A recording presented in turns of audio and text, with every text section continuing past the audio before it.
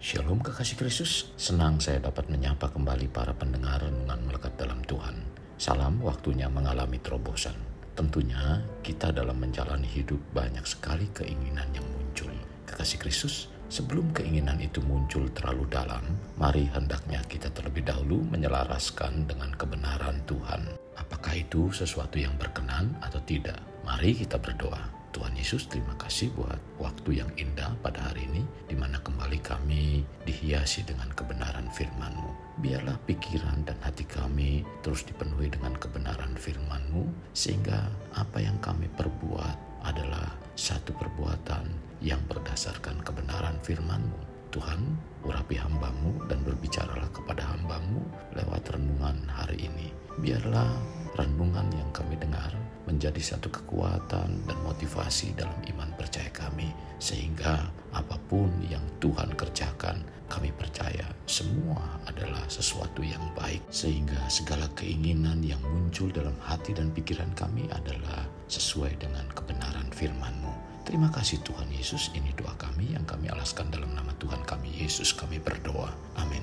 Melekat dalam Tuhan bertema konsekuensi dari keinginan. Firman Tuhan terdapat dalam kitab Pengkhotbah pasal 11 ayat 9, demikian firman-Nya, bersukarialah hai pemuda dalam kemudaanmu, biarlah hatimu bersuka pada masa mudamu, dan turutilah keinginan hatimu dan pandangan matamu. Tetapi ketahuilah bahwa karena segala hal ini Allah akan membawa engkau ke pengadilan.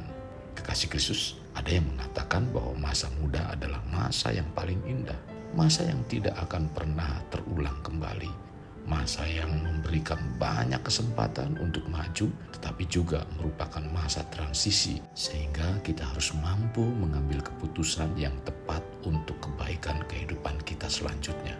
Ayat firman Tuhan yang di awal saya bacakan menunjukkan kebebasan untuk bertindak dalam menjalani kehidupan dengan berbahagia. Tetapi tentunya ada konsekuensi atau dampak dari apa yang kita perbuat. Karena setiap keinginan senantiasa membawa konsekuensi, dan konsekuensi dapat mendatangkan kebaikan, tetapi juga dapat mendatangkan keburukan di dalam kehidupan kita. Biasanya awal dari keinginan dianggap akan membawa kebaikan, tetapi akibat dari pemenuhan keinginan senantiasa tidak mendatangkan kebaikan seperti apa yang dipikirkan di awal, melainkan membawa hidup kita menjadi berantakan. Hal ini mungkin juga banyak dari antara kita yang tidak mengerti akibat yang ditimbulkan dari keinginan bila tidak hati-hati dalam menyikapi keinginan. Karena efeknya akan membutakan mata hati, sehingga semakin bernafsu untuk segera memenuhi keinginan yang telah mempengaruhi pikiran dan hati. Itu semua adalah konsekuensi dari keinginan.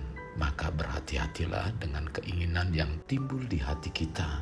Apa itu sesuai dengan kebenaran firman Tuhan atau tidak? Sehubungan dengan keinginan, manusia senantiasa menganggap bahwa keinginannya akan membawa hidup mereka ke arah yang lebih baik.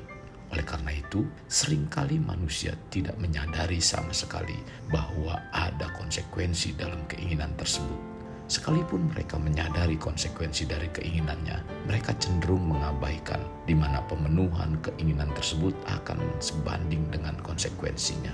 Dalam Perjanjian Baru menceritakan tentang keinginan dari murid Yesus yang mengucapkan permintaannya kepada Yesus. Dalam Markus 10 ayat 35, lalu Yakobus dan Yohanes anak Zebedeus mendekati Yesus dan berkata kepadanya, "Guru, kami harap supaya engkau kiranya mengabulkan satu permintaan kami." Permintaan yang disampaikan oleh Yakobus dan Yohanes ini mungkin juga permintaan yang sering dimiliki oleh banyak umat Tuhan, di mana mereka senantiasa berharap Yesus mengabulkan keinginannya. Menanggapi permintaan Yakobus dan Yohanes, Yesus sebagai tempat yang paling cocok untuk mewujudkan keinginan orang yang memanjatkan permohonan pada Dia, maka Yesus menanyakan apa yang dapat Dia lakukan untuk memenuhi keinginan tersebut. Jawabnya pada mereka, "Apa yang kamu kehendaki aku perbuat bagimu?" Tercatat dalam Markus 10 ayat 36. Kekasih Kristus, Yesus mempertanyakan permintaan Yakobus dan Yohanes bukan berarti Tuhan tidak mengetahui apa yang menjadi permohonan mereka. Tuhan sangat mengetahui segalanya dan Dia pasti mengerti apa yang diinginkan oleh Yakobus dan Yohanes. Meskipun demikian, Yesus ingin mereka mengutarakan apa sih yang menjadi keinginan mereka.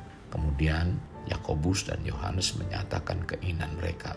Lalu kata mereka, "Perkenankanlah kami duduk dalam kemuliaan-Mu kelak, yang seorang lagi di sebelah kanan-Mu dan yang seorang di sebelah kiri-Mu." Tercatat dalam Markus 10 ayat 37. Yakobus dan Yohanes ternyata meminta sesuatu yang rohani, yaitu mereka ingin duduk di sebelah tahta Yesus di surga. Yesus kembali menjawab Yakobus dan Yohanes bahwa mereka itu tidak mengerti apa yang mereka minta. Tercatat dalam Markus 10 ayat 38. Bukan hanya itu saja, Tuhan Yesus pun bertanya kepada Yakobus dan Yohanes mengenai kemampuan untuk menanggung konsekuensi dari keinginan mereka. Dalam Markus 10 ayat 39, mereka menjawab bahwa mereka dapat menanggung akibat dari permintaan mereka. Kasih Kristus, dari kisah ini seharusnya menyadari setiap keinginan yang kita miliki pasti memiliki konsekuensi. Mari kita belajar untuk mengerti konsekuensi dari setiap keinginan kita. Karena semakin lama keinginan itu ada dalam benak pikiran kita, semakin sulit kita membuangnya. Penting bagi kita untuk diingat bahwa setiap keinginan kita pasti membawa konsekuensi bagi kehidupan pribadi kita. Oleh karena itu, kita harus mengerti semua pemenuhan keinginan tersebut. Jika kita tidak sanggup terhadap konsekuensi dari keinginan yang kita miliki, sebaiknya kita urungkan niat tersebut sebelum kita mengejarnya.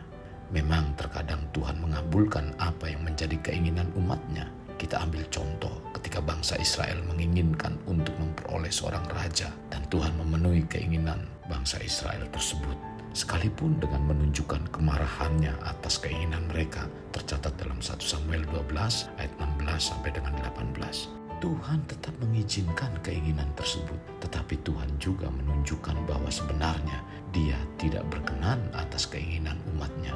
Jadi harus diingat, apapun yang kita inginkan ada konsekuensinya. Apakah Tuhan berkenan atau mengizinkan? Bila Tuhan berkenan, apapun yang terjadi, Tuhan akan campur tangan dan membela. Tetapi bila Tuhan izinkan, segala risikonya ditanggung sendiri. Kekasih Kristus, mari kita alami terobosan hidup. Untuk mengalaminya, mulailah dengan mengenal prinsip-prinsip kerajaan Allah serta menjadi warga kerajaan. Mari kita berdoa. Tuhan, terima kasih buat hari ini di mana firman-Mu menegur kami. Biarlah kami disadarkan lewat apa yang kami dengar pada hari ini. Seringkali kami muncul dalam kehidupan kami banyak keinginan-keinginan.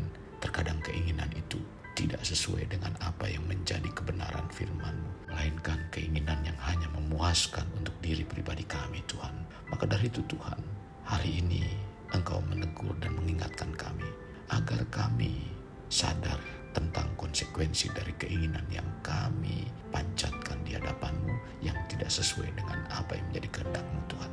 Tuhan, pimpin kami. Kami tidak mau ketika kami menerima jawaban doa adalah sesuatu yang diizinkan oleh Engkau, bukan sesuatu yang berkenan. Karena ketika kami menerima jawaban doa sesuatu yang diizinkan oleh Engkau, akibat dan risikonya harus kami tanggung sendiri, seperti permintaan bangsa Israel untuk memiliki seorang raja sendiri, Tuhan. Tuhan, kami rindu bahwa apapun yang kami inginkan, Tuhan berkenan dengan keinginan kami. Dan itu ketika permintaan dan permohonan kami berkenan, maka segala sesuatunya Tuhan akan tolong, Tuhan akan bela dalam kehidupan kami. Terima kasih buat firman-Mu, Tuhan, yang telah menyadarkan dan menegur kami, Tuhan. Pimpin kami supaya kami tetap taat akan kebenaran-Mu. Ini doa kami yang kami alaskan dalam nama Tuhan kami Yesus. Amin.